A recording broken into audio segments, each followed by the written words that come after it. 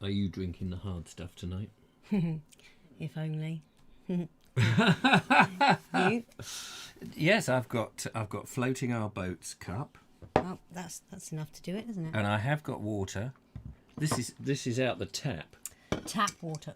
This is Not out the spring tap. water. No, but down here in a bag, should the show go into a funny shape, without advertising the Buxton bit, that's spring water. Spring water. So I've got a mixture of tap water. I've got my tea and my loopy juice. Spring water for the show. A loopy juice. Loopy juice. Loopy juice is always good. I'm already pretty loopy, but sometimes I need a top up. So, Cheers. Cheers, Big Nose. Here. Chin chin. I don't know What's why the matter do with they, my chin? Why do they say that? So people with double chins. What is chin I'm just chin? going to chuck that way so people can not hear you. They don't want to hear me. Can you tap the microphone and see if that's working? Yeah, okay. I could tap mine, but I don't want to. It will tap the water. Right. Oh, Left. look, there's a rabble there. Maybe we should do something. Maybe. Or we could just keep them wondering what the hell is going on. Checkmate. Check. I don't even know how to play chess. Do you not? No. I have played it. You have vaguely. lots Get the of idea. pawns. Or are they prawns? No, they're pawns. They're pawns. P-A-W-N. They sit there with their little laptops going, "Four." Anyway, Four. four. Because they're golfers. That's what you do. You go, Four. Yeah, Anyway. you've noticed a lot of golfers watch a lot of porn. They are used to going, four. Anyway. Anyway. Better do this, hadn't we? Yeah.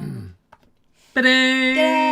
Hello, ladies and- Ba-ba-ba-ba-ba-ba. Hello, ladies and gentlemen. Welcome to the Vobes Show. Notice the lack of intro music there. That's because I'm still trying to find something. Lovely Andrew Norris, by the way, did write a wonderful 14-second composure for me. It was absolutely super. Yes, he did. Yes, no, he did. Honestly, I am not making this up. Okay. But I'm afraid I rejected it. Why? But it just, Why for? Well, it's just one of those things. I had to I had to hang on one moment, ladies and gentlemen. I had to say to him discreetly, in a way that wasn't offensive, that wasn't quite what I was looking for. How do you do that? I don't want to upset him because he's such a nice man. He's wonderful. I know, but it just didn't have the. It didn't have the. It didn't have the Vobesness about it. Yes, I know. So I said it's very hard for me to. So I hope that he's all right with that. He took it very well. He's a very good man. I mean, he did say he was in the bath with razor blades, but I think he was having a shave. Anyway, let's get back to the show. Yeah. So, ladies and gentlemen, yes, no tune at the moment, but we will look for a tune. Apparently, you can get a first-class ticket to Nottingham if you have a good tune. But if you don't get that, you're not as old as me. Anyway, lovely Julia, how are you? I'm okay. I didn't get that. No, there used to be an advert for tunes. Oh. And the bloke Malcolm would go and get. The one advert was, "You can't go to work like that, Malcolm. You're all ill and what have you." And the guy, "No, not he says, "Take." Oh no, that was for Vic Sinex spray. Anyway.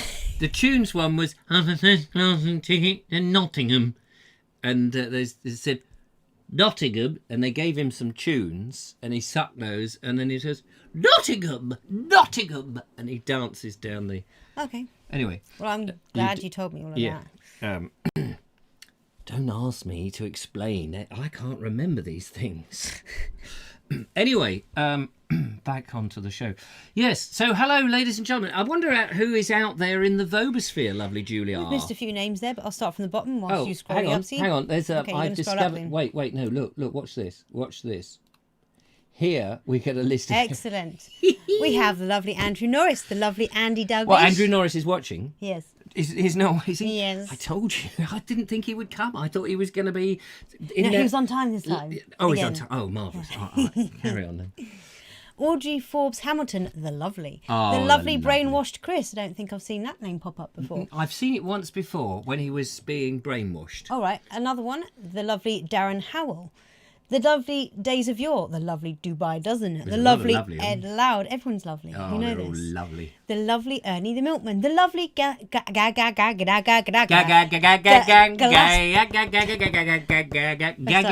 Gagging, will the it? lovely Glastonbury Gabriel, Ah, the bless lovely his. Jeff Kellison, the lovely Josephine Suter, the lovely Kerry Waldwin, you're all lovely. Laura Noel C, Mark Selwood, Mike Stevens, Nigel Sadler, Peter Lowry, Rick M, Ron Langley, Steve G, and the Veg Grow podcast. All the lovelies. Oh, Hello. So lovely to see you, you lovely people. And here we are again, live. I don't know whether you were expecting the lovely Julia here today. I wasn't. But there was this... I can't do Fridays. Lies. I can't do Friday. You know how she speaks. I can't do Fridays, she said. I said, you do? No, I'll have to do Wednesdays. Is it all right if I do Wednesday? She said. Oh, you are here, sorry. And so she's here. You're all right, lovely Julia? You're right, lovely Richard. I'm all right, thank you very much. Do you need a tune? I do. First ticket to Nottingham. Graham Roffey says that tunes advert was 1985. Oh, was it 1985? My goodness. Well, you were around in 1985. Yeah, I would have been 4 years old and living in Saudi Arabia. Did they not have tunes in Saudi Arabia? It didn't have British adverts. Oh, in they that had case. American adverts. Oh, right. So they probably... American adverts, of course, these are these sort of 2-hour longs. If you buy this, not only will we throw in that, but we'll also do this for it. And if you buy that, and not only this, we've got... And these wipers... I've seen American adverts for car wipers. Have you seen those?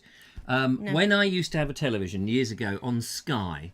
Yeah. Or those sort of channels, and it'd be an American thing, and it was like an infomercial, and it would go, yeah, these wipers, they're $24.95, they're really great, $24, and you put them on like this, you can bend them, you can hit your kids with them, you can poke your uncle, you can play pool with them, you put them on like this, $25.95, but we're not asking $25.95, no, we're not asking $25. It was like being at the market stall, Yeah. watching them. It says, not only can you scratch your back with them, and you can stick them up your rectum and have a little pleasurable experience. $25.95. Bear in mind, these are all second-hand. We're not asking that. We're not even asking $29.95. Did we get the point yet? Yeah, and it goes on and on and on like that. It just goes on. And then eventually you're worn down, and it's like, we don't stop until you buy those wipers, because they're reinforced with concrete. And they've got special Doc Martin appliances to stamp all over your face if you don't part with your money. Right. Yes, right. Yes, the Americans do have a certain way of advertising, don't they? Absolutely. Is this deliberate? Says Dubai doesn't. Deliberate? Dottingham. Yeah, Days of Yore. Yes, I have a first class ticket to Dottingham. So you could have any of that. What's Ed Loud on about? Ed Loud. Where are we? Halfway up, look. Oh, red, Ed Loud. Red icon. All right. All right. Keep your hair on. Too late. The lovely Ed Loud, Yes. merely lovely, I'll have you know. I'm Sir Ed of Loudness, Knight of the Realm, Oh, I recognise beauty that symbol and occasional liar. tune. Oh, Ah, we bless love him. you, Ed. Is he lying now, though? Or is he sort of perpendicular? I think he's probably sat upright. Oh, yes, good. I'm glad he is. Although a lot of people can doze off during this show. Yes. What? Mainly the presenters, funnily enough. Well, Richard Vobes, says Sean, your video this morning sent me on a journey. Oh, I'm marked. Where did you go to? Did you go to Stroud? No. I found 2 National Trust cottages which are available to rent for only £500 a month with land. Well, there we are. Move in immediately. Yeah, I think I saw him message somewhere earlier saying, it might have been on the video in the Bold Explorer page. £500 a month. That's almost what my son pays me. Yeah. But cheaper than London is the point I was trying to get to just then. With land. With But land. How much land? And what have you got to do for it? That's the thing. Don't know. Anyway, I couldn't afford to do that. But yeah, maybe the Crawleys. Sorry, you've got a little hair hanging out your mouth there. Hair? What, there? Where on the stair? It's gone. There on Just the brush it stair, right there. A little hair hanging out your mouthy. Where I declare. It's where I had one of the children earlier. And it was very tasty, although no black pepper. It was very tasty. It One was of the children. one of the children. Right. Yeah, no black pepper was hurt in the making of that joke. So that's good. Now, here's the thing, okay? Boris Johnson's fallen over. And he's gone on a bit of a wobble. And now we've all got to wear masks in shops. So I want to find out, is this going to put you off from going into a shop? Because you... Pardon? First class ticket where? Take your mask off, for God's sake. Nottingham! You mean Dottingham? I mean Dottingham, which is next to Nottingham. It's 3 stops earlier. Or later, depending on which direction you're coming from. So I want to know... oh, by the way, bing, you can call in. We have 2 videos, so we've got a lot of airtime to fill. And Phil, you don't mind, do you, down there, Eric? Thank you. So what was the question I was talking about? Yes, face masks. Are you going to go shopping as frequently as you did? And have you got your face mask? What does it look like? Here's mine. Look at that. The lovely Julia. My lovely mummy made me this one. Your lovely mummy made you that. Actually... She's actually going to make me another one. Do you know what I want? Talking of mummies. What? Does it always look so... I want bandages. I want to go in as a mummy. I want a bandage suit. A bandage like suit. a mummified suit, going in like that, completely head to toe, with a little bit that velcros across the eyes and go... We do have a phone call. Let's find out who it is on the show. We need headphones. Hang on a moment, caller. Sorry, 1 moment, caller. We haven't got our headphones on. Have you got your headphones? No. Yes. Yes. Hello, caller. This is the Vobes show. You have dialed. Not a missed number, wrongly put. Hello, Richard. Kevin here. Hello, Kevin. It's Richard. What? That's not Kevin. No, it's not. No, it's the lookalike. Oh my God! Wait, just Hello? 1 sec. One moment. It's Andrew Norris. He's on the phone. Andrew Norris. He's going to be He's the very lovely, upset with me. wonderful Andrew Norris. Look, if he talks, I'm not here. Just say something happened. Okay. I had an accident. I was too busy knitting an Andrew Norris apology letter. Okay. That's what I was doing. Oh, Andrew! Oh, how nice of you to hi. call. Hey up, Well, I lovely. thought it was about time. It's about time. Yes. Very, very nice of you to call. I'm not worried at all. Really lovely to hear your dulcet tones. How the devil are you? And am I sweating now? What's been going on in Croatia? He's in Croatia, so he can't get any closer, can he? You're not in England, are you? No. No, I'm thank God. back in Zagreb. I was in the village up until 3 or 4 days ago. Then I came back here to have a rest from all the hard work, working in the fields. Now listen, I have seen your video. The others haven't seen it yet. We've seen part 1. We've seen part. We've seen the colour of the sea. That's fantastic. Yeah. And now I've seen you wiggling around through the streets there, and then resting at the end there for a cup of coffee. I don't want to give too much away. No spoilers. No, please. I won't say anything about the bull that comes charging after you. But I have to say, it does look like another world. It's so different to the Croatia that you show us in the village. Well, it is. It's the Dalmatian. It's still a fishing village, but it is, largely a holiday place now. And there are quite a few, houses being built and have been built, spreading out from the little peninsula where I showed you. You might see them in the background, but it still has a kind of village atmosphere. When we walk from that peninsula to our place, we pass houses, and they all have gardens. And, people are growing things, especially tomatoes and figs and, small produce like that. But it's a wonderful atmosphere. And it's a place that most people just kind of not pass through it because it's off the main road, as it were. But they tend to go to the, little towns either side of this place. Is it like the Algarve of Croatia? I don't know the Algarve. Is it like the Benidorm of Croatia? Certainly not at all. No. I mean, you saw how few people there were on the public beach. I mean, it's usually much busier, but of course with the virus and stuff, fewer people are there at the moment. But Jasper's there now with one of her friends, having a couple of weeks break from me, and it's still quiet. It's still very nice. And did you just go on your own? No, we went together because Yasmin's parents live not too far. From the first video I showed you of the stone walls, that little stone hut, that's 2 minutes from where the outlaws live. Oh, right. How lovely. The Outlaws. The Outlaws. Yeah. Oh, bless. But, it's very nice, but, it's 3 and a bit hours drive. Oh, is it?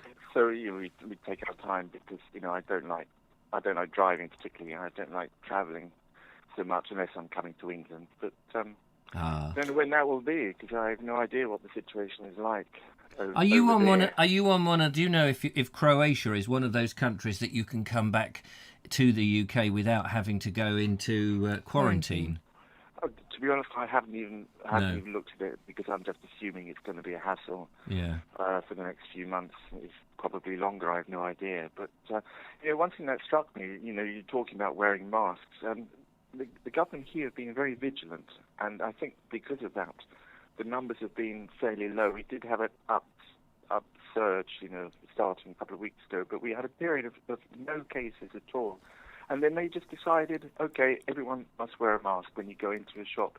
I mean, Boris he's giving people 10 days notice. Why not just do it immediately?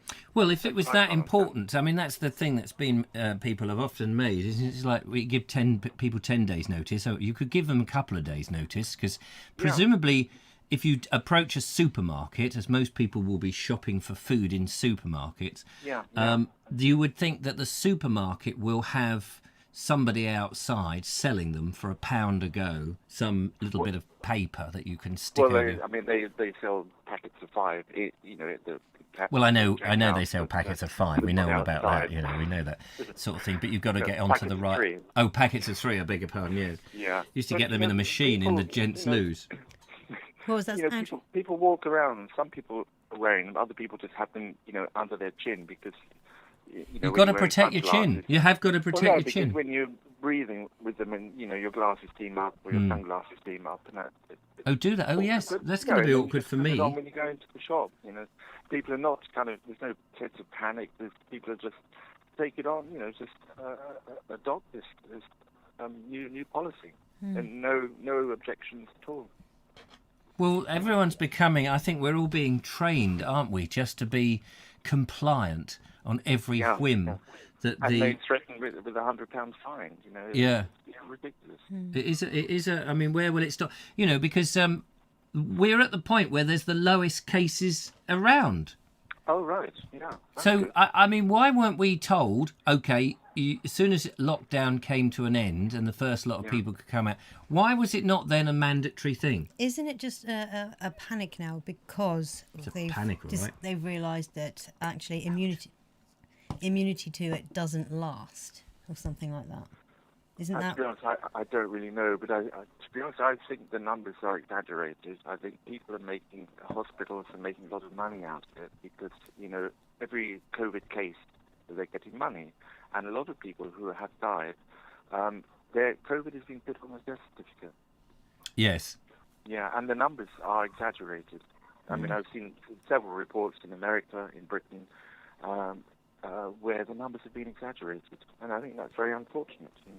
We have this climate of fear.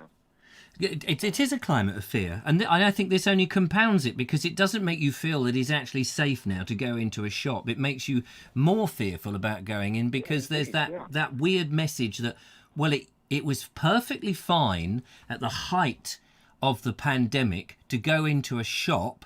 And, all the way we've been able to go into a shop without a mask on when there were millions of people with this bloody disease and killing us, and people were dropping like flies all around us. You could see the bodies with flies buzzing around them and the vultures and stuff. But now that everything is quiet and the world looks like it's gone back to normal and 1 person in a million is keeling over because they're about 110 anyway and old age has caught up with them. And now we're all going, oh, my God, did we know that? What I find particularly curious is that every year quite a few people sadly die from flu. Yes. You never hear flu being mentioned at all. No. You don't. And those numbers are not really huge. I mean, it's something like 44,000 people have died. That isn't actually very many. Yeah, and, most, I would say most of them had underlying conditions Yes, which would have yeah. been exacerbated by the corona. Well, my sister's a nurse, and she was telling me that she had 90-year-old patients who had coronavirus in the hospital where she works, and they had very bad underlying health conditions, and a lot of them survived. Yeah, well, good for them. And they're That's 90, it, you know, yeah. and they've got Yeah. these underlying conditions, and they're surviving. She says that the amount of fear and panic, because we're not really told what the real true story is. We're given this media hyped up, you've got to obey us. You believe, if you have a dissenting voice, then you're shut down. Yeah, that's right. Yeah. And that's on everything. Anyway, this is a depressing subject. I really liked your video this morning of the organic farm. Ah. And it would be really good if you could go to, as I put in my comment, if you could go to an organic farm that produces produce and just get an idea of how they work and show the other side of farming, not just fields of barley and fallow fields. Yes. Yeah, No. yeah. I do want to try and track down a farm that does organic veg, because that's what I want to Yes, grow. yeah. I mean, I'm not really going to be growing great fields of spring barley and have No, of course huge not, no. fields of cows. Although, do you get my Naked Englishman? I do. I listen to it religiously. Oh, that's very good. Podcast. On my knees. Yeah. Did you hear this morning's? Yes, I did, yeah. With the idea of the concept of this sort of 100-year-ago farming thing. Yes, yeah, and I was intrigued by your comment that you wanted to kind of make haystacks. Yeah, I wanted And to... I remember when I was living in Bosnia, in Sarajevo, when I was studying there, and I would go out to walk in the mountains most weekends. And I remember sitting down and watching a farmer building a haystack, a typical style of haystack for this region, where they stick a pole in the ground, and then they build the hay around it up to about 12, 15 feet. It's extraordinary. Yeah. And as they're building it, they're combing it so that when it rains, the rain just rolls off. Slides off, It was wonderful to watch. Yeah, and it's exactly what I want to do. I want to, have the stooks in the field so it dries, and then you go around and you pick them up. Stooks you get just with wheat and barley, because Right. you make stooks for the grain to dry off. Yeah. And to make it. See, I know nothing. I know cast it around. absolutely. I know nothing about it, but I know I want to that's- I want to learn. This is it, because if you do pursue this, it'll be a wholly new learning experience for you. Learning from zero, and you must be prepared for a lot of hard work. I mean, we only have a little piece of land, but I've come back to Zagreb because I need a rest. Yes, of course, yes. And none of us are getting any older. That's the thing. Yeah. If only. Yeah. Well, Yeah. thank you so Anyway. much. It's been lovely to hear from you. And Yeah. I have one little question. oh, though. hang on, Yeah. Julie's got a question. Fire Is- away. Is the lovely Zorro with you or your lovely wife? Oh, lovely Zorro is with me. He's following me around everywhere. Oh, bless him. Like your little tail. Yes. Well, no, he doesn't wag it that much. He's No, he's your half collie, tail. Oh, wags my tail. No, Yes. he's your tail. Oh. Yeah, he's looking at me now lovingly. Is his Yeah. is his tail rigid? No, it's curly. He's Oh. half collie and half a dog called a Basenji. Ooh. Nice name. Is that a Croatian breed? Yeah. It's how his parents ever met, I have no idea. Because Basenji is quite a rare breed, but the Basenji breed is not meant to bark, but he obviously has that collie half in him where he likes to bark. Well, he's a lovely dog, and we love seeing he's him a in the great dog. videos. He's gorgeous. Yeah, and he's a fantastic swimmer. Oh, we saw that in the videos, and that was Yeah, amazing. yeah. He loves the water, but if I try and wash his paws, he gives me this sorrowful look. He doesn't like it, but throw a stick in the river and he's off. Oh. Well, Yeah. it's lovely to hear from you, Andrew. Thank okay. you so much for calling in. Not at all, man. Yeah, No I'm glad problem. you haven't been Good left to hear you. completely on your own as well. Yeah, No, I mean, I like my own company. That's not a problem. yeah, no. Cool. Good man. Well, All love right, to the dog I will- then. Yeah, sure. Thanks, Julia. I will continue to watch. Turn the volume up and watch. Top man. Well, okay. Good to talk to you. Good to talk to you. Take care, Andrew. Good job with you later, Bye for yeah. now. Bye-bye. then. Bye. Bye-bye. That was all right, wasn't it? He didn't have a go. he didn't beat me up or anything. Oh, he's a very lovely man. He We is a wouldn't very do that. lovely man. Phew, we got out of that one all right. Is it all going all right, the show? Thank you for doing. Oh, sorry, hang on. Say it again. Thank you for compiling the music. Music. Music. Yeah, music, yeah. Music. for Richard. Sorry, he's a picky bum. Yeah, picky bum. You should see me in the bath. Anyway, no. Sorry, did I say that out loud? Damn. Yes. Anyway, I think we ought to have a look at some comments and play our first video in, don't you? Yes. Do you want me to scrolly up a bit? There we are. About there-ish. When did face masks become a fashion accessory, says Mark Selwood. Oh, yes. Was it a fashion? Is it? I mean, they probably are now. There'll be, face masks for... You used to be able to get a face mask that covered just one eye. Pirates used to like them. Very keen, weren't they? One of these days, Halloween's not that far off. You're going to have to wear one. Yeah. You could be a pirate this year. Over this eye, the good eye. Yeah, over the good eye. Yeah, seeing me blunder around. Then we don't know which button you're pressing. No, well, I don't know which button I'm pressing. All right. Nigel Sadler says, hurry up and buy one soon. Otherwise, you will not be able to go into a shop to buy a mask to go shopping with. Oh yeah, surely that'll be the ultimate excuse. I've come to the shop. I've run out of clean masks to buy a mask. Oh, we've got another calling on the phones. Da-da-da. Oh, hang on. Headphonios. Hello, who's that? Hello. Hello. There is a pigeon in your bank account. There's a pigeon where? In your bank account. In my In your bank bank account. In my bank In a bank account. Oh, in my bank account. And a pigeon in your bank account. Is this What the is he on lovely... about? It's mad. Yeah, well, anyway, there's a nice pigeon in my bank account. What about yours? It is Sean from London. Yes, Hey. I thought it was Sean from London. Pigeon from bank account, £500 with land. How much land? Well, I've just looked at the ad again, and it says an enclosed garden. Oh, right. It's not 25 acres then, and you've got to look after it. But you're surrounded by a farm, Mm. so there'll be no development going on. No. And Unless the And you're farm based- gets bought. Are you thinking of doing Yeah. it? you're based on an island. Well, I've contacted them to ask the question: would there be any Catch.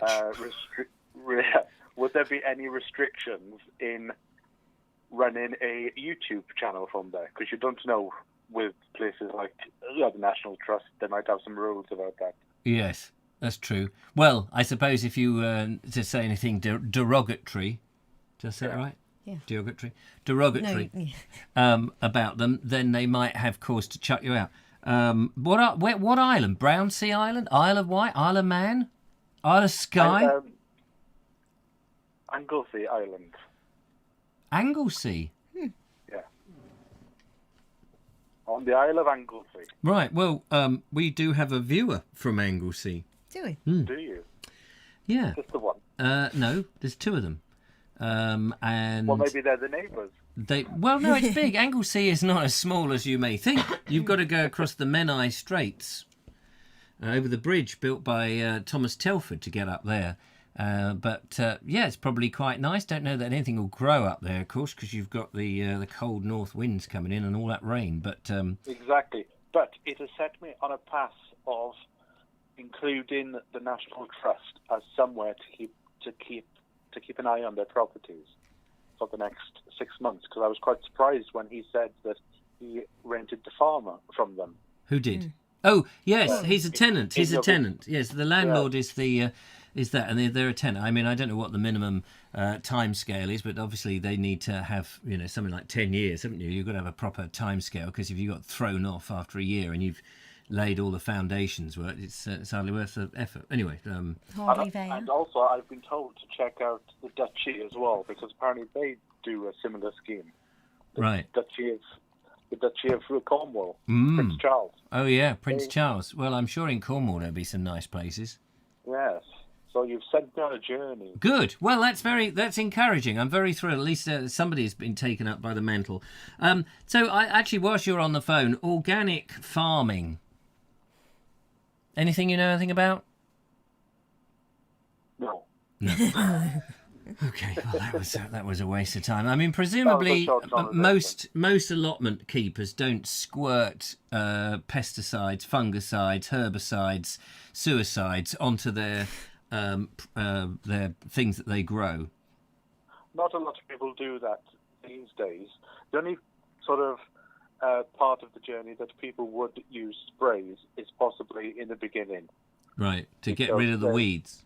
Yeah, there's a general thought that it's okay to use it in the first 6 months in order to give you a bit of a head start and then become organic. Because if you do try to be organic from the beginning, sometimes it will take you 3 or 4 years to get the product of land into a state. But this is what I've been reading about getting the soil, the fertility of the soil right. And the whole point is that you don't use any chemicals whatsoever, that because you want to get the nutrients and the minerals. I know I keep going on about it. It's going to be my catchphrase now. The nutrients and the minerals into the soil, and you've got to do that by using things like to get the nitrogen in. Don't use the man-made nitrogen that was. So you put in like broad beans and things like that. What? Put in legumes. Yeah. Legumes. Isn't that what I said? I'm just repeating it in a weird way. Leg rooms. You need a bit of leg room apparently. Leg room. and clover. And that. But the new train of thought is not to dig the ground at all, because you're disrupting the structure of the soil. So you do the no dig method, and you keep what is in the soil to begin with. You don't destroy it. There's this Japanese bloke who's now dead, but he has written a book which I am getting from up there. I've got a Ouija board and he's writing it very slowly. And what he did was he broadcast his seeds, whatever it was he wanted to grow. He did rice and something else. And he would scatter his seeds like this, or like that. Or just like that. And he would scatter. Then to get rid of the weeds, he would just cover it with a thick layer of straw. The plant grows through the straw, but no weeds come at all. Yes, you can also use like bark chippings as well for that. Yeah, I imagine. And when you hear about these gardeners, like Richard was waffling on about how in his live, he did a live thing, and he said his neighbouring plot, this lovely Portuguese family who work on it day and night, either watering or pulling up weeds. And I just thought, surely you just need to stick your straw or your bark down, gets rid of the weeds. Correct. And why spend all that time pulling each one up and all of that? Because it's all based on our gardening methods are all based on what the Victorians did.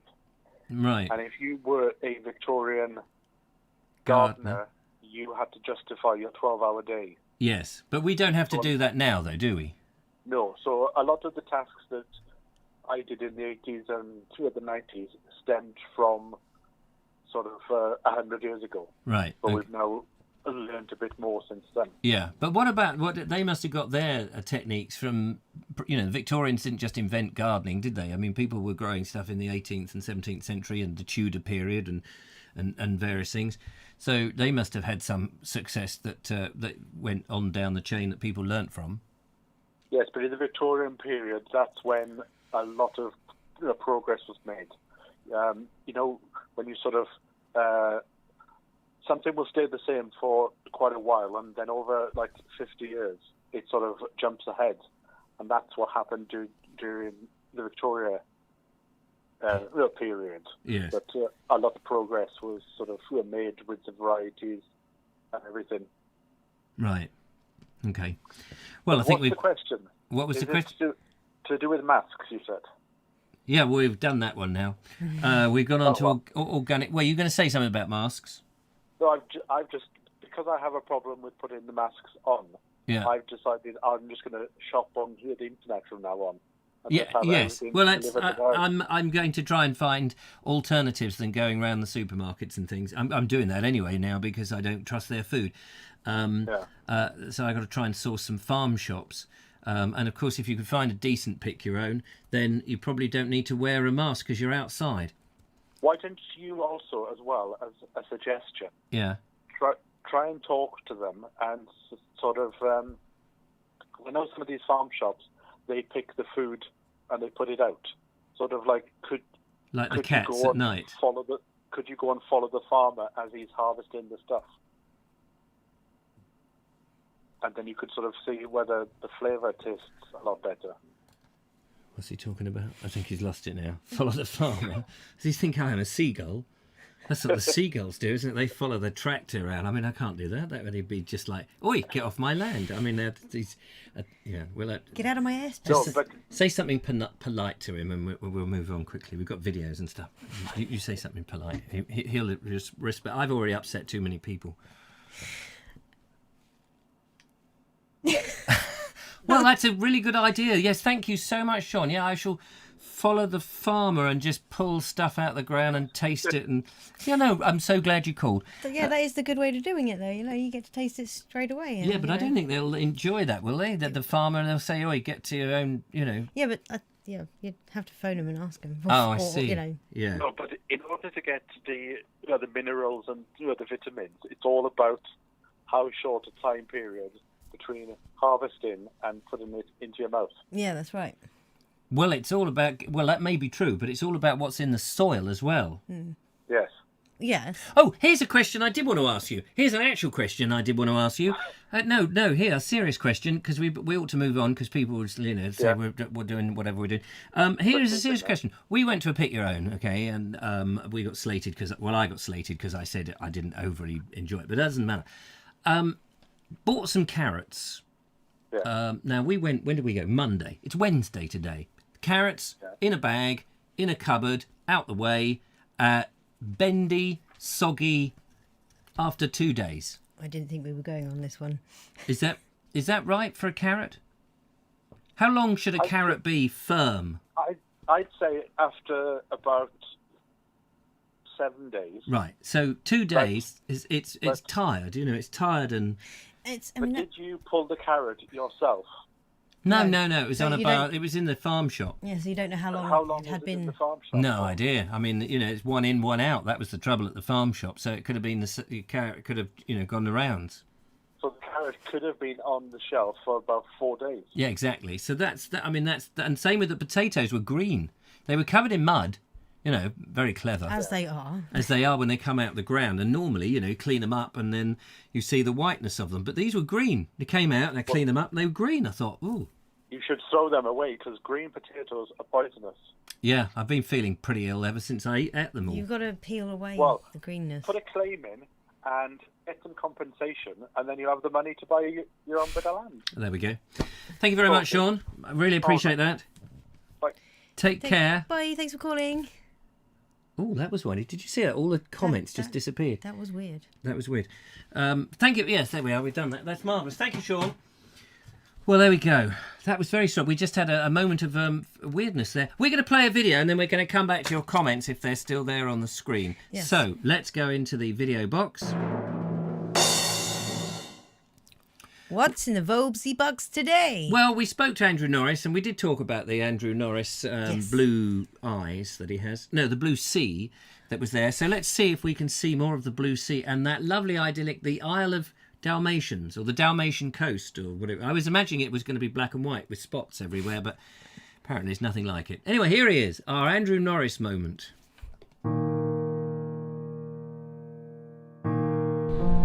Hello, Vobes. This is part 2. Up there on the hill is the church where I've just been, and that's the 19th century church. And I'm just about to cross the bridge and take you through the little streets.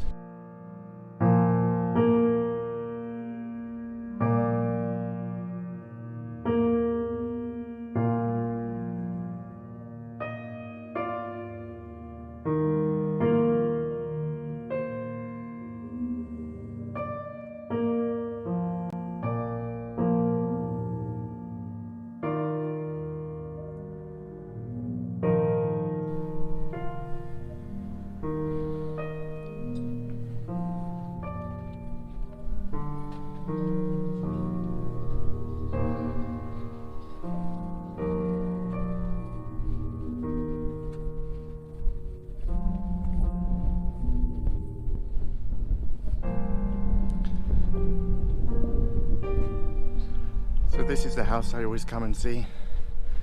This house was lived in by one of Croatia's most respected composers and conductors. He goes by the un-Croatian name of Boris Papandopoulou. But when I saw that he had his home here between 74 and when he died in 91, I thought I was in good company.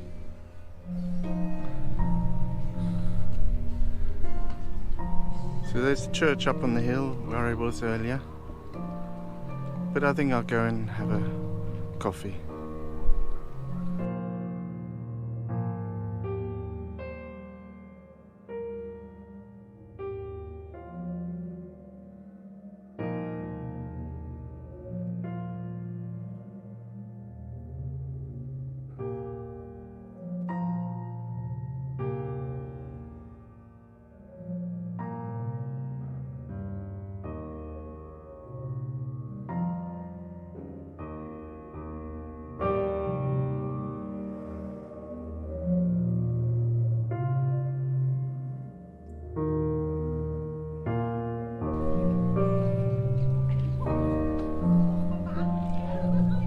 Tourist season's very quiet this year, obviously.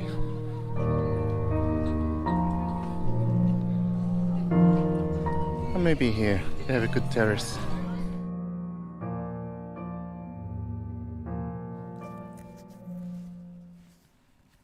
Lovely. Wasn't it nice? It was. Lovely colour, that purple sky and the green sea. Lovely. I must get these glasses fixed though. Sure, the colours aren't working right. Yeah. Thank you so much, Andrew. That was really kind and really nice as well. Not only was it kind, kind to the eyes. Very picturesque. Picturesque. Eye candy, I think Eye they candy, say. yeah, that's it. And do let us... I started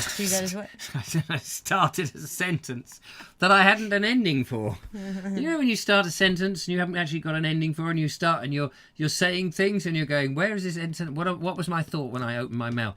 That was one of those moments, ladies and gentlemen. So do let us whenever the next one is, if you know what I mean. So there we go. And if you enjoyed that, no doubt lovely Andrew Norris will share that on the Bold Explorer group. Yes, on Facebook. On Facebook. So if you're a member of the Book of Faces, then you can get to see it there, which is great. We've got only one more video, which will be coming out a little bit later on in Who's that today's one show. from? That's from the lovely Glastonbury Roger. Oh, Glastonbury Roger. Is it Roger? Rastonbury Roger. Rastonbury Roger. Yeah, from Or Rasta. Rasterbury. Rasterbury. Yes, and that's part 2 of his pole dancing walk. Pole dancing walk? I must have written it down Why is this not ringing bells? And why is it ringing alarm bells? Polden walk. There you go, He that discovered sounds this more walk like when it. he went on one of the other videos, and he's gone back. And you get a mention. Oh, do I? You get a mention. Ooh. And there might be some of those large plants that you enjoy. Ooh. That I was like, huh? hundreds of years old. You know those plants? Because they are plants. They are plants, yes. Yes. Yes. We have another phone call. call. Thank you very much. Busy night tonight. Let's find out who's on the line. Hopefully I'll have something this. of value to say this time. Hello? Hello? Hello? Hello. Hello. How are you doing, Hello. Richard Suggett? I'm very well, thank you. Yourself? No, not too shabby, not too shabby. Excellent. Well, actually, Karen, making my words up. I actually thought I'd give you a call, Julia, instead of Richard, because, well, why not? Why not, indeed? Oh, you've upset him now. I'm only joking, Richard. He can't hear you anyway. He said he's only joking, Richard. He's only joking, Richard. He's only joking, Richard. Hello, Richard. Hello, Richard. Yeah. How are you? Yeah, no, I'm all right. Thanks for ringing, anyway. You're welcome. You're most welcome. Oh, bless his socks. I bless my socks too. Yeah, you can bless your own socks. Oh, okay. I wouldn't bless my socks. He just... Oh, you wouldn't bless your socks. Oh, No. I'm being blessed now, apparently. That better be spring water. Well, it's not the little bowl I keep under there when I got caught short. Anyway, Richard Suggett's on the line, ladies and gentlemen, the Veg Grower Podcast. That's me. I'm podcasting tonight. Are you podcasting tonight? Yes. So what can we do you for? Right. You mentioned earlier you were looking for an organic farm to go visit. Yes. Oh, yes. Nearby. Yes. I've just sent an email to a contact I have at one near Lewis. Not Middle Farm, is it? No, not Middle Farm. Oh. No. Not a Middle Farm's lovely Oh, farm. you're lovely. We've tried it. Yeah. No, Several it's times. that one. But hopefully they actually do big box deliveries, so this might also work for you. So But on 21 acres, and the guy who started it originally started off on an allotment. So I thought this might be a great opportunity for you, Richard, if he comes back to me. Yeah, no, I'll come back to you. Oh, you mean if your mate comes back to you? Yes, no, that would be great. It would be lovely to go there and find out on organic farms. I want to see how they grow organic food and what they do to the soil. Because the stuff that we eat in the supermarkets, because it's mass produced, is really just not very healthy. And it's in the grain, in the bread that you eat, it's in the pies and the cakes, and it could well be in the veg. But I would be dubious of the things marked organic because of the large scale that they have to grow them in and the time frame they've got to grow them in for supermarkets. Yeah. And let's not forget, organic are selling to sell. And I think I've spoken to you many times, or both of you, about this. When you grow your own at home, you open up to varieties that I feel taste better, but are no good for being sold in a shop because they're either not transportable or don't have a long shelf life. Exactly. So there's many other reasons why it's not just the fruit or the veg itself. It's all those getting it to the shop in time and on all of that. Yeah. And that's the same even with organic farm shops. They're a business at the end of the day. They've got to try and make money rather than throwing all that food into the bin because it's unsellable. Yeah. And Taberries actually are a great example of something that you can't really buy, but will possible to grow your own. We, at this Pick Your Own that we went, we saw a sign for Taberries, but they were either not ready or they were too late or something. We didn't get any. We didn't even try any. Couldn't see any on them. I don't know what a Taberry is. I mean, I know what a taser is. And if you get in the wrong end of one of those. By the way, can I just speak up for the place?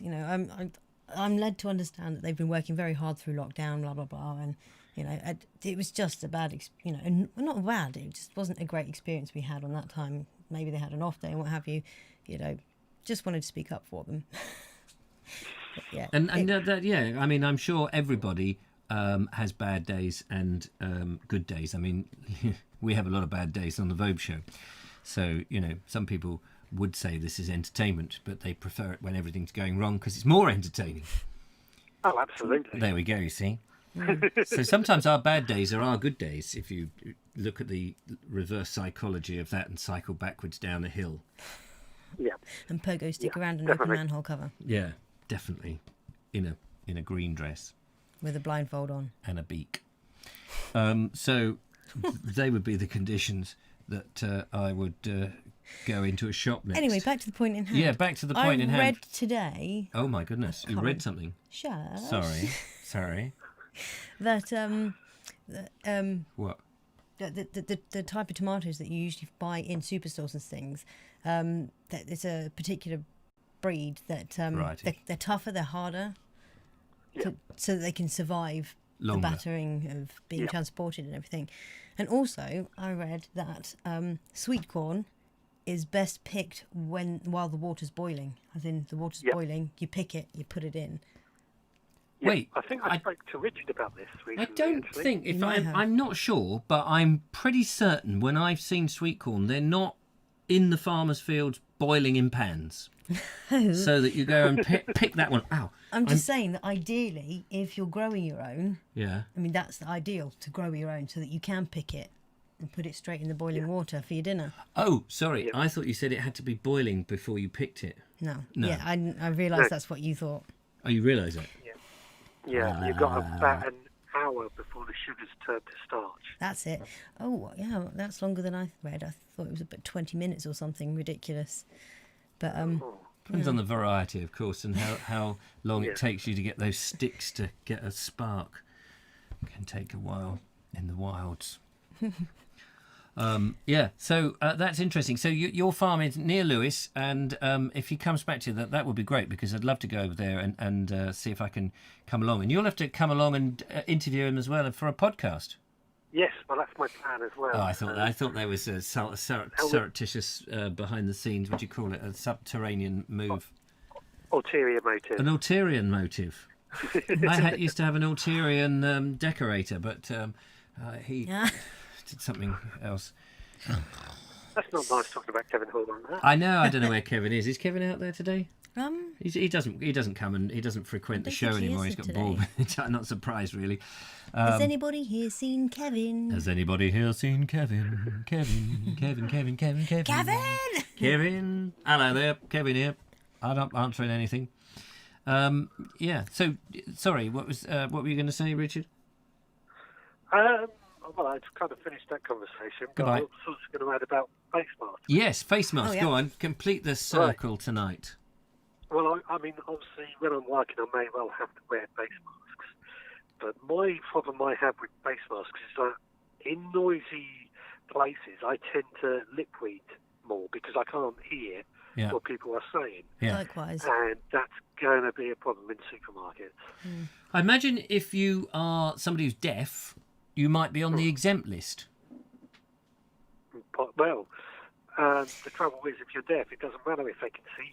It doesn't matter if anyone else can see your lips. If you're deaf, you need to see everyone else's lips. And if everyone else is wearing face masks, you can't communicate with them properly. That's what I mean. Oh, right, okay. Didn't sound it. Well, I mean, if you're deaf, I'm not saying that, you would put it over your ears. I'm saying if you're deaf, you need to see somebody's lips. Yeah. So wearing a face mask, they may, or if they're dumb. Well, if they're dumb, it doesn't help, does it? What I mean is... I'm dumb, just not that kind of dumb. Dumb. We're not allowed to use that word anymore, though. It's un-PC. What, dumb? Yeah. My goodness. Next they'll say you can't say spastics. Oh, my God. That's what they'll say, won't they? They'll say you can't say these words that you grew up with in the 70s. Right, where's the noose? It's the noose. You can't say noose. There's a noose loose in this hoose, and I'm swinging from it. So you're saying that actually having the mask over is you need to lip read because sometimes when it's noisy in a supermarket can be noisy, especially when it's trolley number 1, please. But otherwise you're all right with it, are you? Yeah, I mean, I think it's a bit too late to bring this in. They should have done it weeks ago if it's such a big issue. Yeah. But at the end of the day, if they say this is what's going to be done, I'm no scientist. I can't prove or disprove any other way. So if they say that's what we got to do, I'll do it. Well, it's a question of if one believes in democracy, which I do believe in democracy, and the law of the land is the law of the land, but it's hardly really. We didn't vote for any of this, did we? We didn't. I mean, there comes a point when you say to the government, "Okay, we do want you to look after us." And we vote you in on the back of these promises. But there was nowhere on the, as far as I know, and I haven't looked at the manifesto, I'll be honest with you, but I'd be surprised if there was a bit of small print that said that in an emergency, in a pandemic, we will tell you what you can and can't do. And that's what you voted in us for. Yeah. I mean, I don't think anybody expected this to happen. And there was probably no plan for it in the manifesto. So, yeah, well, I agree. I mean, even if it was a show of hands in the, if it had gone to into the Commons and they said, we're thinking about everybody should have face masks, let's get a concerted opinion from all the representatives who are the MPs in the Houses of Parliament in the Commons who represent us. So we could have said to our MP, no, I don't want to do this. And then they could have said, well, my constituency on average don't want to do it, so I'm not voting in favour. They could have done that, surely, rather than just gone, no, from the 24th, we're going to do it. From the 24th. And according to, what's his name, the Health Secretary, it's for the foreseeable future. It's not like, well, we'll review it in 3 weeks' time. It's for the... how do you say it? For the reviewable... For foreseeable future. Yeah. Well, that's... I mean, what? For the foreseeable future, we're going to go... Anyway. Yeah, that's what it sounds like when I'm in a supermarket. Yeah. Somebody talks to me. I know. Live, 15th of July, 1972. Yeah, that's what this show is. Thanks very much, Brainwashed Charlie. Anyway, thank you, Richard. We're going to play our final video of the day. Hi, thank you. Thank you. Go back upstairs and watch it. Yeah, thanks very much. Talk to you soon. No, thank you. We will do. Thank you. Bye-bye. Bye. Bye. Bye. Bless him, he's gone all the way downstairs to watch the show, to make the phone call, because, as you know, poor old Richard Suggett, he has to go to the phone box now, because they cut him off, and he goes in and he puts that's what that pip, pip, pip, pip, pip, pip, pip, pip. Do you remember the Pips? No. You don't remember the Pips? No. That's not a band. That was in a phone box. You go in a phone box and you put your 10p in, or your 2p, and you'd get the Pips, the rapid Pips. I think I've only used a phone box once in my life. I suppose they didn't have them in Saudi Arabia. No. You just did it by camel. You wrote on a bit of paper and the camel, go boy, across the sand dunes. Yes. So, talking of sand dunes. No, the camels had an inbuilt mobile phone system. Anyway. Oh, yeah, because you could press one hump for yes and the other hump for... How many humps does a camel have? It depends on what kind of camel it is. If it's a dromedary, one. So you can say if it's a 2-hump camel, it's got 3. Well, that would have been funnier. But Yeah. I missed the ball. Dropped the ball. Drop that ball. Bye. So, Glastonbury Gabriel is our second video of the day, and it's another gem. And you get a mention. I don't, but you get a mention, and there are trees involved. So, sorry, ladies and gentlemen, if trees are not your thing, cover your eyes, because we get trees. It's tremendous. Done it before. Done it again. Tremendous. Yeah. Ready? Yep. I'm going to press a button. There's no guarantee it will work, but let's go for it.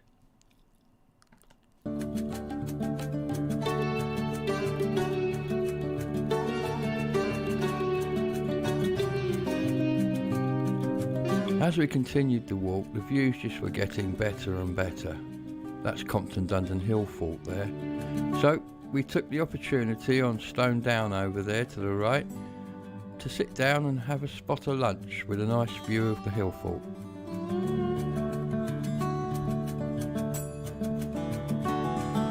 What a beautiful spot.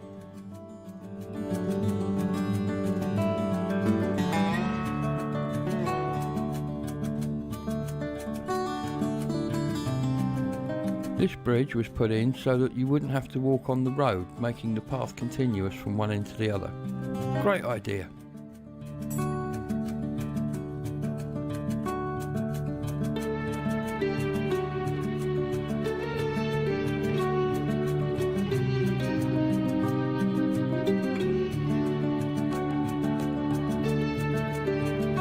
And here's Bowie on patrol, making sure everything's in order. You right, Bowie? Yes, thank you.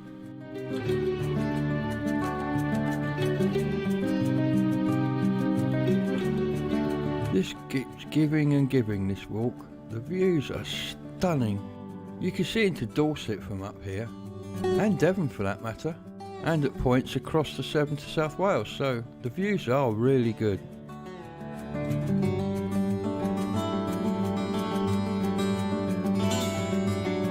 And here's the Hood Monument from last week's video.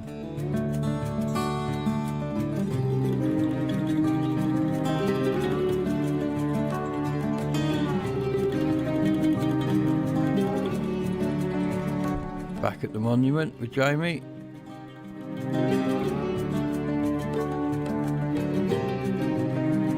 Quick stop for a cup of coffee. Admire the view, and then we're off.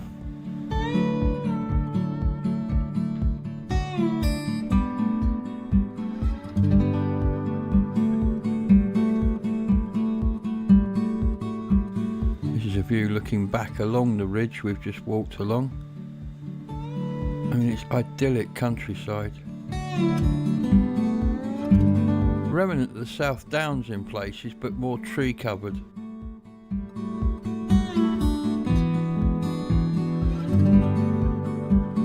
There are some beautiful trees here. Unfortunately, I haven't got a clue what they are. Please, if you know what they are, put them in the comments.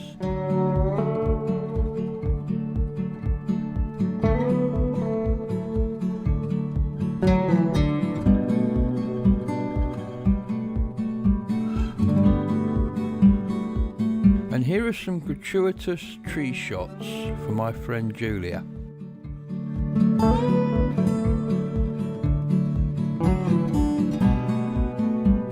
I can just get lost looking up at trees like this. Amazing.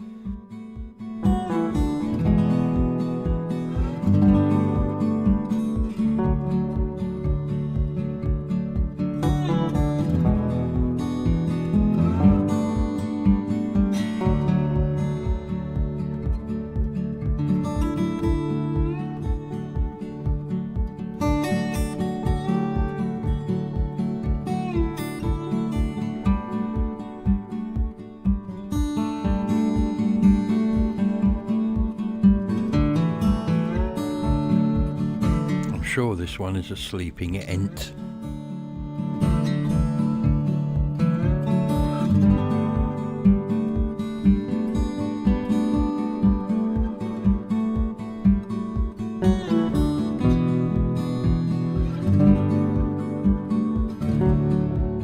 That's another view back. You can see the curve of the ridge where we started, right round there on the right.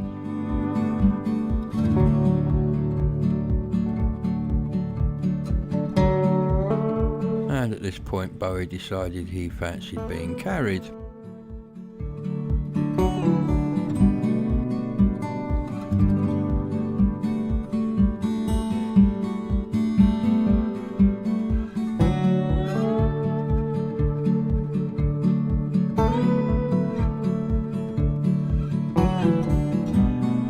Look, Bowie, it's a horse.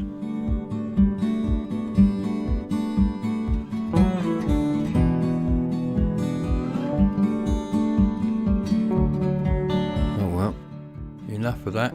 Time for a walk. Here we go. Whoopsie daisy. Bye. See you next time.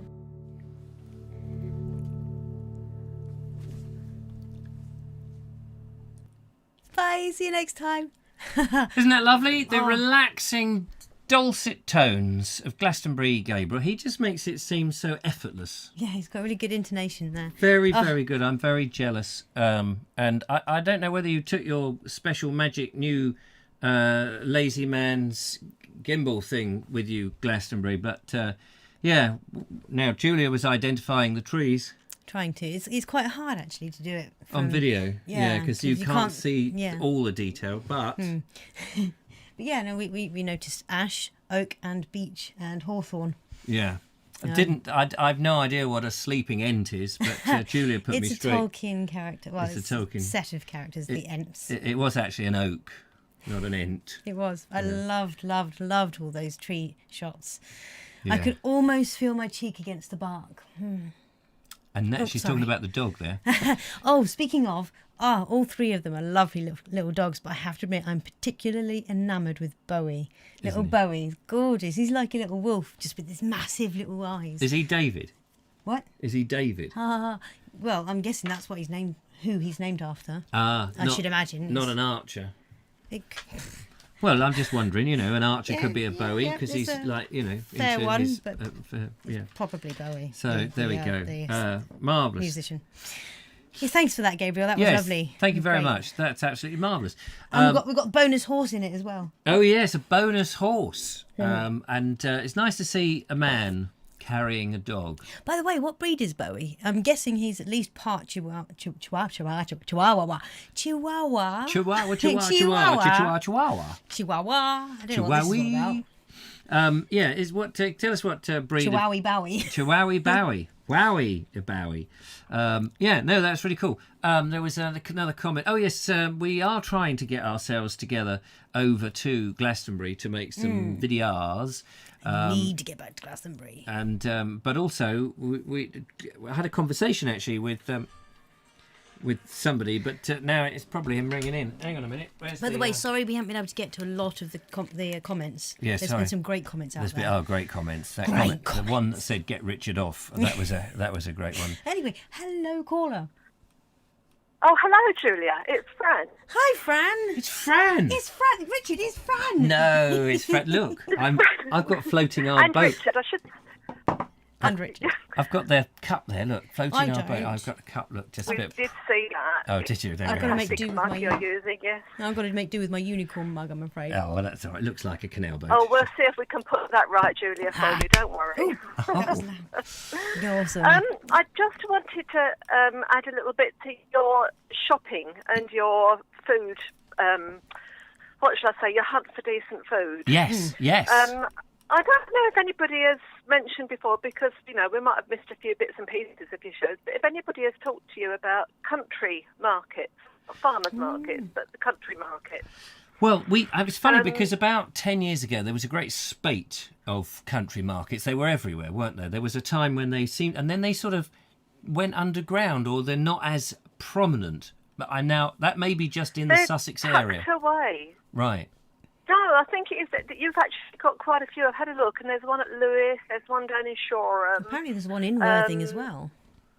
I think there's quite a few around there. But I don't know why they're not known about. I used to cook and sell at the country market down in Norfolk. And it's just a wonderful place for people to sell their surplus. Yes. So you get small farmers there, but you also get allotment holders there, or people that are just growing too much and selling from their garden, local honey. I used to bake bread and quiches and ready meals and stuff like that. Are you from Norfolk, Fran? We were there for 2 years when Richard and I both got together. Our first house was in Norfolk. Oh, right. And this is when we had to go at, not self-sufficiency, but Rich had a cut flower garden, so he was making flowers for the market, or growing flowers and cutting for the market, and selling bouquets. Oh, lovely. And we were selling our surplus eggs and our honey and vegetables. And that's it. And I was cooking as well. And Rich used to make bread sometimes to sell as well. But you'd buy somebody would come in suddenly. They've cropped their apple tree and they'd bring all the apples in to sell. But most of it is unsprayed, is organic, was fresh, was not packed in plastic, and fantastic. Brilliant. But you know. So these are farmers' market. No, I mean, you called them country markets at the beginning there, didn't you? There's not a difference between the regular. Not a farmers market. It's not a.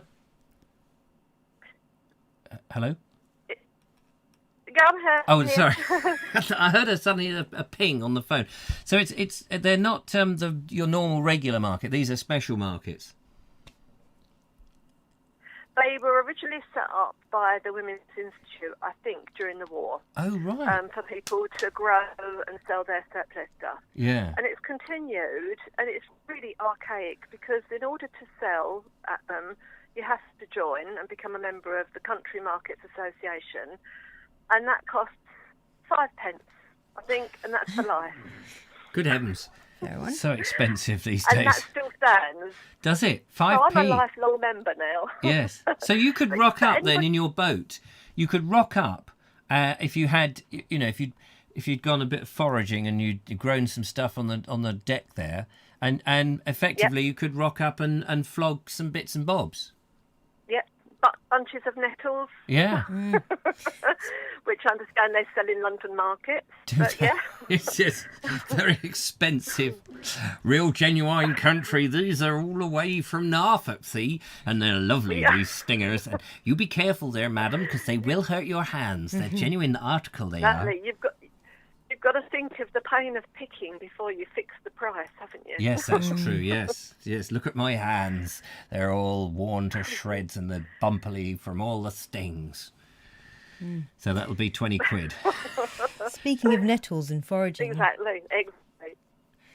Speaking of nettles and foraging, I think it'd be cool to see you do a video of foraging. I know. With someone, I'm going to get Richard Maybe's book, and he's written a book like Foraging for Free or something, and I think it is. And I thought I'd Food for Free, Richard. Yeah, Food for Free. The best one, Richard Maybe's book.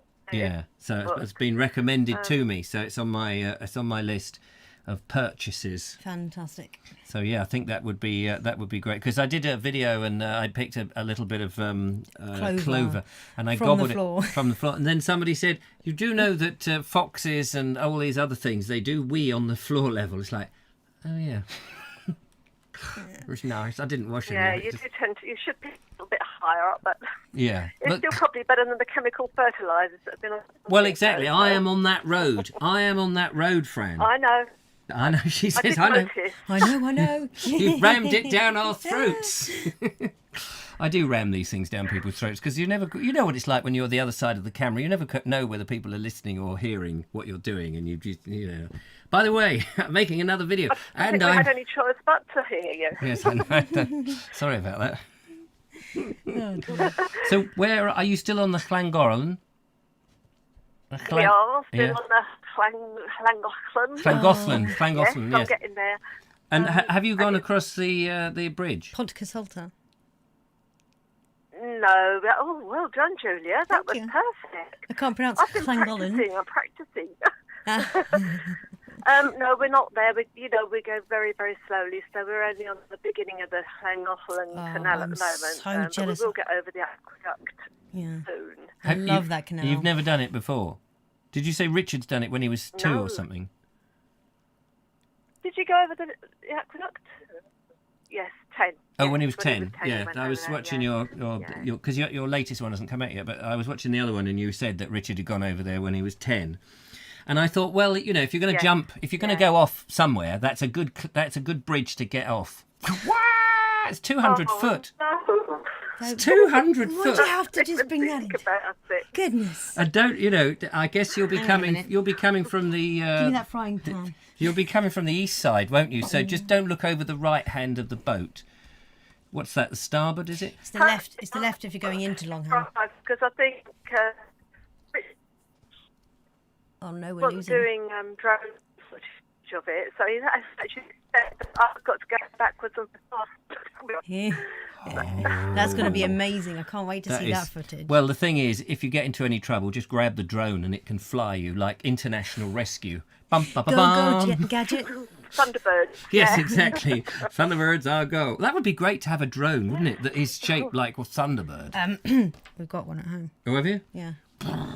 Dun, dun, dun, dun. Boys' toys, yeah. Yeah. Thunderbird 2. I still haven't flown my drone yet. I'm desperate to fly. I'm just nervous now about where you can do it because every time I say, "Oh, I think I might fly," oh no, you can't fly it over there. Why not? Well, you're 100 miles from I know. 100 miles from an airport, there. Oh, really? 100 miles? Yeah, no, you can't fly it in Britain.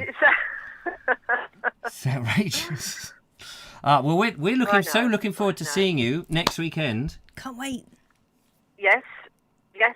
We're all set up ready for it, so that's fantastic. You've got a long drive, yes, haven't you, to we'll get have a down walk. south? We're going to have a lovely walk. Yeah, Yes. we have. So But don't worry, we'll it's stretch okay, your though. legs. It's the first time we've had to do that since Christmas. I think February was the last time that we came down. Ah. So that's fine. But yeah, it's going to be great. It's going to be good. We're looking forward to seeing you. A lovely walk, stretch our legs. That'd be lovely. And And are you bringing your Yeah, lovely, and no lovely cows. dogs? No, we'll try and avoid the cows. It's all right. I'll protect you all from the cows. It does depend because Thank you, yes. I thought round Patcham, but then I started to think, well, that's where we went to look for that big dish in the floor, that Yeah, Neolithic. I tell you what, your fear is quite Oh, infectious. yeah. Oh yeah, so there were cows in that field, but really? there are different paths all over the downs, so we'll find some, even if we just drive a little bit. We are in your hands. You do, We're yes. in your hands. We'll look It'll be after you. Perfect. So, okay. All right. Well, thank you very much. Thank you, Fran. Thank you. It was lovely to hear from And- you. Take care, Richard, in the That's all right. background. Lovely show again. Ah, Thank you. You're a star. All the best. Look after yourself. Ta-ra. Ta-ra! Ta-ra, Ta-ra! Bye-bye. There we go. How about that? We've had some of our That was a lovely some of our surprise. favourites in on the phones tonight. Not that we have any favourites, of No, course, we didn't. but they were our favourites. All of those people, including Mr. Suggett, and we'll add him to our favourite. Should we add him to our favourite? Yeah, let's add him. We'll add him. It's so let's not play another video because we haven't got one. So that's okay. Shall we just check some of the messages going out Yes, there on we've the missed thing? loads and loads and loads. Loads. Of Do messages. you want me to scroll it up? They've had a See? whole conversation about masks and stuff. Oh yeah. Well, let's. I know there was a lot of COVID I know you're stuff. very vocal about anti-mask, but Yeah. you know, Ski masks. Can you wear a ski mask? I would go in there with a Margaret Thatcher mask. I wonder if that's okay. someone said about Oh, we have another phone Never mind. call. Sorry, we won't get to the comments again. There's no comments Yes. in today's show because it's very popular on the phone. Hello. Hello. Hello. Hello. Hello. Barry thinks he's an Alsatian, but he's actually only a Chihuahua. Oh, I is he pure Chihuahua? Well, I don't know. I don't know. It's a bit hard to reach for anything else, but yeah, I guess so. Because he looks a bit, husky Chihuahua. Of course, I'm not saying that that's what he looks like, but he does look like a miniature husky. It's With a Chihuahuan face. A Chihuahuan. So I lost the picture then for a minute. Hang on, let me just do. It's the lovely Gabriel on the phone, everybody. It's Gabriel. Good evening, everybody. From Glastonbury. Hello? Gabriel. It's Gabriel. It's Glastonbury. You just have to tell some of them because they don't always get it, Some of them aren't as quick on the Well, mark. I'm actually from Andover, and my name's David, but I thought, Glastonbury Gabriel sounded better. Yeah, Dave from Andover. Yeah. We used to... Andover, Dave. Andover Dave. Andover Fist. Yeah. Hand over mouth. Absolutely. Yeah, You Andover see what I mean? Mouth. So that's why I don't use the name. That's why I'm Glastonbury Gabriel, for that very reason. It's a very good name, and we love your video, by the way. Your did you? Thank So that was you. the question. Did you take your skinflint gadget with you? No. Obviously, going for a walk, I didn't want to take too much equipment. No, that's what I was thinking. But those lovely panning shots. What were you using there then? Your little Osmo. That is my little Osmo Action on a handheld gimbal. Tiny Wow. little thing. Worked It's about very the well. size when, if you remember those torches, what were they called? Those metal torches. Torches. Torches, the metal ones, the American ones that everybody used to use before. Flashlights. You got a It flashlight was a there. brand. It was a brand of them, wasn't it? The metal ones, really good quality aluminium ones. I think I know what you mean, but I Anyway, can't remember. it's about the size of one of those. Oh, I Imagine a got torch with two C-type batteries in it. Yeah, It's about that big. I got it. I haven't got one, but I've got what you mean. So that's that was lovely, and what a lovely. And you walked that whole ridge. It looked like miles that you'd walked. It's only about 6 miles. It's a beautiful walk. I mean, I literally found it. I fell on it pretty much when I went to the Hood Monument Right. a while ago, and I thought, oh, that looks like a doable walk. Gosh. But I'm going to go over. You saw the hill fault in the distance. Yes. I'm going to go and do that at some point because that's a good walk up there as well. Yeah, no, that looked very interesting, and the fact that you can see all those different counties. Did you say you could see up to Galloway there or something? Yeah. I mean, because Land's the levels around Glastonbury, it's flatter than the Nun's Trough. It's just completely like a billiard table. Mm. And you only need a little bit of height, and you can see for miles and miles. Do you want me to bring some red balls? Some red balls. You said it was like a billiard table. Oh yes, that's what you mean. Yes, I thought you said Red balls. Bull. You don't like cows. I thought you said Red Bulls. Some Red red, balls. Oh, as in cows. Red yeah, balls. Yeah. Red Did balls. you hear that as well, Glastonbury?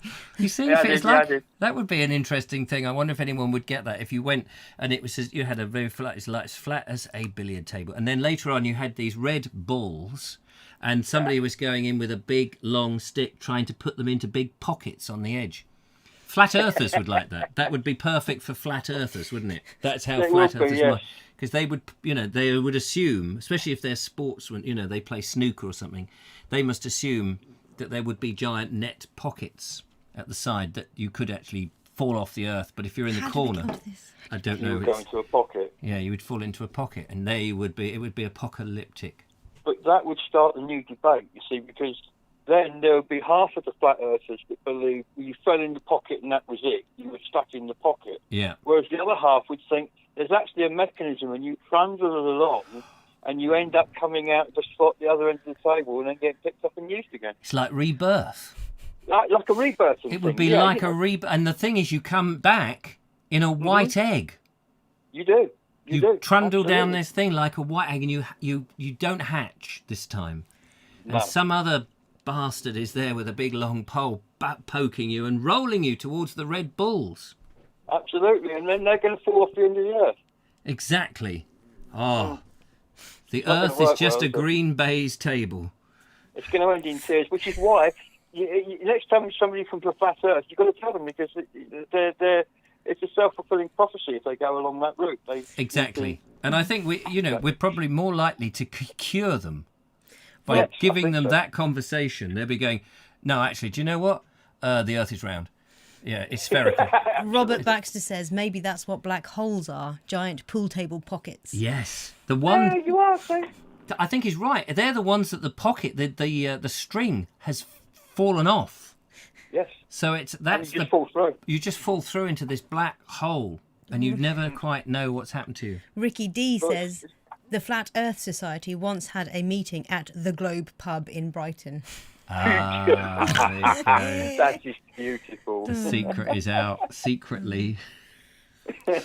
Oh, fantastic. Well, there we go. You didn't expect that conversation, did you? No, I didn't. No. You? Well, I've got the Flat Earth Bible, so I know. Oh, have yeah, you? I've got it on my shelf somewhere. Flat Earth Bible's got to be there, and it's all about comparing life to a snooker table, or bar billiards, of course. Yes, of course. Depending on where you come from in the country. Well, that's it. It's a regional thing, that, isn't it? Because actually, the size of a billiard table and the size of a snooker table are different. Yes. They are. So They are. you know, And they Billiard are. table's like twice the size, isn't it? yeah. So if your flat Earth philosophy is snooker, there is more space. There's more space for everybody. Absolutely. But I don't know, but I think it's the same number of pockets. Yes. It But is. they must be further apart then. Yes. But yeah, bigger. So there's a they're bigger slightly risk bigger. of falling off Aren't they? where there isn't a pocket. There would be, wouldn't there? Yeah. My head. Oh, I hadn't thought of that. No, I know. It is a worry. I mean, some nights when I wake up and I just can't sleep, it's something that just preys on me. But A bit like a maybe vulture, really. Maybe if they put a mask across the pocket. Ah, now that would be the perfect use for a mask. When you're not in the supermarket, you get your mask and you put it on the edge of the pocket and you can breathe again. Absolutely. And you'll know as you come to the edge of the world in that corner and you fall into it, you won't get COVID. Not there because there's a mask. There's a mask and you can't fall off. You You're can't protected. fall off. Protected. How about that, ladies and gentlemen? What can we say? We've sorted it out for you. There you go. And That's Mike it. Good night Stevens- and welcome to the news. Says it done by two people in a flat in They're lockdown. chatting about. Oh, they're something doing that I'm something. not I thought quite that was a following. joke. I thought that was about being in a flat Earth in lockdown. Anyway, never mind. Lovely. Well, I think we're Might sort of be. at the end of our our We've encounter. terminated that, haven't we, really? We Yes. have really, but we are very much looking forward to meeting up with you at Glastonbury at Gabriel I keep doing that as well. at some juncture. Yes, that's all right, Worthing. Yeah, that's. That, Richard. Thank you, Worthing Richard. Yeah, Lancing Touche. Loopy. Pussycat. Dancing Lucy, yeah. Yeah, Lancing Lucy In the sky with diamonds. and Wendy Worthing. Anyway, we're going to read out some comments and then we're Are going to and then we No, we're not, because they've got to get another ring. No, and then we're going to make Phone a cup call. of tea and call it a day. So thank you so much. It's lovely to talk to you, young man. Yep, I'll bugger off. Good night, everybody. It's Good been night. emotional. Good night. There we are. And part 3 on Friday, hopefully. Oh, bye. love. Yeah, take care. Bye. Part 3 on Friday. That's the voice of reason there with his flat Earth theory. It's nice, isn't it? You wouldn't have a flat Earth down there. You'd think there's Somerset Levels. The name is giving you the secret. Flat Earth on the Somerset Levels. But it's not as level as you saw on the Boldon Hills there. And the Isle of Avalon and the Isle of Athelney. And Jim of... What was his name? The bloke who brought the thorn from Christ's table with the Holy Grail. Wasn't it Joseph. Joseph Arimathea. We did have that in the afternoon Yes, it play. mentioned. It was mentioned in the. In the Was it reading. R.V. Morton? R.V. Morton reading. I do for those people that don't know. I do a reading in the afternoon. Is It's that sort of like it's HMV. HM. It's HVM. HMV. It Yeah. was Richard Vobes Morton. I read today Gabriel was a fallen angel. Our Gabriel isn't though. Ah, there we are. Oh, no, he's a definite angel. He's definitely still He's on our top. He's our Gabriel. Jeff Kellison says, Nigel, if they have Comic-Con, whatever that is, in Seattle again, after the coronavirus Bologna is done, I will see what I can do. Apropos. Comic-Con is a convention for, Comics. Commies? yeah. Commies? I'm not certain where the commie came from. From I think it's communism? from comics. From Oh, comic I was book. going to say, Comic, if you have a convention comic of convention. communists, Anyway. it would be Comic-Con, wouldn't it? Yeah. Yeah, that's interesting. Maybe there are black holes, giant pool table. Yeah, there we go. We read that bit. Yes. The Flat Earth Society once had a... Oh, you read that? Dead lucky that there was never more than 3 UFOs attacking at a time because there were only 3 interceptors. Yeah, I didn't know what that Space was. Is that Space 1990? Oh, no, that's UFO. Something else. Yeah, that's a Jerry Anderson production.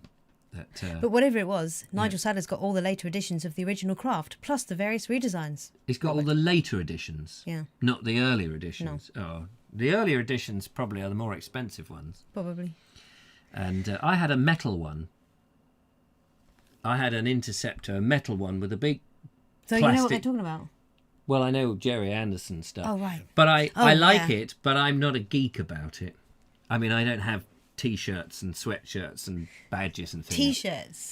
T-shirts. I don't have T-shirts and sweatshirts. Sweatshirts and badges. Well, I mean, I do have my own brand of T-shirts and stuff, but I don't wear other people's stuff. Anyway. Henry's Adventure says, if you want to experience a black hole, then drive to Birmingham and try to get out again. Well, that could be true. I like Birmingham. Most puppets were 9 inches tall, says Mike Stevens. Yes, the Stingray ones, the brain. The brain ones? The Thunderbird ones? Thank you. Thunderbird ones. Robert Croser, I have with the Star Wars figures. Yeah, anyway, that's basically ha ha ha, says Nigel Sadler. Ha ha ha. Oh. A hearty laugh there, Nigel. Ha ha ha. Apparently Robert's mum gave them away to a church jumble sale. Scarred him for life, that did. You know, I had a similar experience with some of my Little Ponies. My original My Little Ponies. Shut up. They meant a lot to me. My Cabbage Patch dolls meant a lot to me. No, when moving back to England from Saudi Arabia, instead of packaging them and bringing them, they got gotten rid of. Oh. But they would have been worth a lot now. It's funny because I say about the Cabbage Patch dolls, that's not strictly true, you do understand. Really? No. Really? No, my God, I'm so shocked. I used to have a little box full of dolls, and I would just have a cabbage among them. One singular cabbage. One singular. It's hardly a patch then, is it? It was a patch on the others because they were all artificial, but this was a real thing. Okay. It was a doll patch cabbage. Anyway, ladies and gentlemen. See, we can all do that. You've probably not forgiven me for selling Thunderbird sweatshirts. On one of your videos on last one of year. your videos. I don't remember him doing that. Did he get away with it? Can't remember. Yeah, must have. There are some very good YouTube videos on YouTube. There are lots of very good videos on YouTube. There's also some rubbish. Whole lot of trash. No, but about Jerry Anderson and the Thunderbird behind the scenes, if you're interested in watching. I have watched some of those, but I'm not a geek about those things. Nothing wrong with geek? No, I'm not saying there is. I think Good. people who are enthusiastic about something is very good. Elfwald says, sad times about the My Little Pony, and who remembers the My Little Pony song? Really? Really? Oh, no. How does the My Little Pony song go? No, it's fine. We can just move on and we don't have to go How through does this. it sound? No, we don't have to go through this. Embarrass yourself. My little pony, ah, my little pony. Got I used to wonder what by a friendship would lonely be, My Little Pony, until you all shared its magic with me. I'm going to stop right there. My Little Pony's just got a bone. Anyway. Yes, my big brother used to sing something like that to me. My little pony, his name is Tony.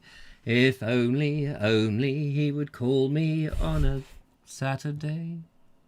I didn't get that to scan or rhyme or even be funny. He used to sing My Little Pony, skinny and bony. Yes. Well, there we are. End the show now, says Nigel Sadler. Oh, Quick. that's all right. All right. Yes. So it's all right for you to get all into your little knickknacks and stuff, isn't it? Thunderbirds should go. Thunderbirds should go. It's not Save all right the for show. me to have one because it's all pink and girly. I think you've upset the lovely Nah, Julia now. I'm just, I'm And on, I've I'm got on to the rant deal- wagon. Yeah, and I've got to deal with the half hour after the show that lingers, whilst the lovely Julia then vents. Sorry. Who's got to put up with? Well, normally you put up with me, but on this occasion, I'm just saying it because it's true. On Elf this World. occasion, There was not a rude version. It never will exist. No. a rude No. version La la la la la la. of the song, My Little Pony. If it was stronger than My Little Pony, Skinny and Bony, then then nope, I refuse. Nope, You should see the video version, don't. the XXX version, where they're on the old Tennent's Lager. Triple X. Is it Triple X? It's Australian lager, isn't it? Anyway, point is, it's 9:30. Ladies and gentlemen, we've got to the time. So thank you so much for watching and tuning into this load of old nonsense. Why you've wasted an hour and a half with us, I do not know, but we are so grateful that you have. We're also so grateful for Andrew Norris and Glastonbury Gabriel for making those fine bits of video which pepper up our show and make it look actually quite good. The rest of the other stuff that the lovely Julia and I have done, well, my contributions are obviously down under the table somewhere waiting to be swept into a black hole on a level playing field, not given to us by the EU, but has been given to us by the black holes of Calcutta in the flat Earth's sphere. And we're very pleased with the lovely Judith, who's been out there moderating, Thank making you. sure that everybody is behaving themselves. And of course, we're very pleased and thrilled that you lot managed to keep matchsticks in your eyes and you didn't wear a mask when you were watching the show and thought it was absolutely fantastic. Of course, if you have any silly little knickknacks with Thunderbirds I'll Go or any of that sort of crap on you, please just chuck them in the bin. Until the next time, the lovely Julia would like to say thank you so much for coming by. Thank you very much for letting me come by. Oh, come by, my lord, Come by, come by, car, my lord, you come by car. No, came by bus. Am I a collie dog? Am I a sheepdog? Why? I came by. Oh yeah, come by, boy, Come by, boy, come come by, by. come by, bye. Anyway, Bush. we're supposed to be saying goodbye. Oh yes, goodbye. Goodbye. So there we are. That's it. Thank you and good night. Do you think that went all right? I don't know. Do you think it went all right? Yeah, they lap it up. They lap it up. They lap it up. Now, that post bag that we've got with all the letters of complaints, I thought we would put them on the Essie, keep us warm. I was going to say, let's burn it. Yeah, burn them all. Nice burn fuel them for the all. fire, that Nobody one. says anything. Anyway, I think that went really well. I think there's an after-show party. There's a balloon that we can bash about like that, if you so wish. Or we can sing more My Little Pony songs. We can have some marzipan tea. Marzipan tea, marzipan tea. Or we could I just will sing about agree marzipan to tea. Yeah, that's true. We could actually just go and do it, couldn't we? Mm-hmm. Anyway, that's been fun. Now what do? We have got to turn the machines off, haven't we? God, Yes, look where's at all all the those fun? wires and things. At least we don't have to clean them this time. No, sorry. No spillages. Yes, no flooding of the I was studio violently sick of the today. last time. Was you? Nah. Oh no. Anyway, that's it. Shall we go? Yeah. Now where's the mouse? No, gone? this is the mouse. Oh yes, that's the mouse. Let's turn this old nonsense off and hope that everybody enjoyed it. Oh, and if anybody happens to still be watching by any strange quirk, I wondered if they put some thumbs up. Yeah, that would be great. There we are. Terrific. Anyway, there we go.